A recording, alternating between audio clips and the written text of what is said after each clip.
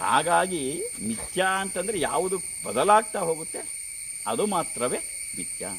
ಮಿಥ್ಯೆ ಯಾವುದರ ಆಧಾರದ ಮೇಲಿದೆ ಅಂದರೆ ಸತ್ಯದ ಆಧಾರದ ಮೇಲೆ. ಯಾವುದು ಯಾವುದೇ ಕಾಲಕ್ಕೆ ಯಾವ ಬದಲಾವಣೆಯೂ ಹೊಂದಲ್ವೋ ಅದನ್ನೇ ಸತ್ಯ ಅಂತ, ಆ ಸತ್ಯವನ್ನೇ ಭಗವಂತ ಅಂತ ಕರೆಯೋದು.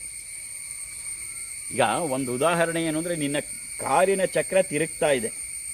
ಆ ಕಾರಿನ ಚಕ್ರ ತಿರುಗಬೇಕಾದ್ರೆ ಒಳಗಡೆ ಒಂದು ರಾಡ್ ಇರುತ್ತೆ. ಆ ರಾಡು ತಿರುಗಲ್ಲ. ರಾಡು ತಿರುಗಿದ್ರೆ ಕಾರೇ ಮುಂದಕ್ಕೆ ಹೋಗಲ್ಲ. ರಾಡು ಸ್ಥಿರವಾಗಿರುತ್ತೆ, ಆದರೆ ಚಕ್ರ ತಿರುಗ್ತಾ ಬರುತ್ತೆ. ಹಾಗೆ ಈ ಸತ್ಯದ ಆಧಾರದ ಮೇಲೆ ಮಿಥ್ಯದ ಜಗತ್ತು ಯಾವತ್ತೂ ನಡೀತಾ ಇರುತ್ತೆ. ಜ್ಞಾನಿ ಇರಬೇಕಾದ್ದು ಅಷ್ಟೇ, ಈ ಮಿಥ್ಯ ಜಗತ್ತಿನಲ್ಲೇ ಇರ್ತಾನವನು. ಆದರೆ ಅವನು ನೋಡುವ ದೃಷ್ಟಿಕೋನ ಮಾತ್ರ ಬೇರೆಯಾಗಿರುತ್ತೆ. ಯಾಕೆ ದೃಷ್ಟಿಕೋನ ಬೇರೆ ಆಗಿರುತ್ತೆ? ಅವನಿಗೆ ಗೊತ್ತಿದೆ, ತನ್ನ ಸ್ವಸ್ವರೂಪ ಅವನಿಗೆ ಗೊತ್ತಿದೆ. ನಾನು ಇಲ್ಲಿ ಬಂದು ಹೋಗೋನು, ಈ ದೇಹ ಮಾತ್ರ ಬಂದು ಹೋಗಿದೆ, ಆದರೆ ನಾನು ಮಾತ್ರ ಯಾವಾಗಲೂ ಇರ್ತಕ್ಕಂಥನು.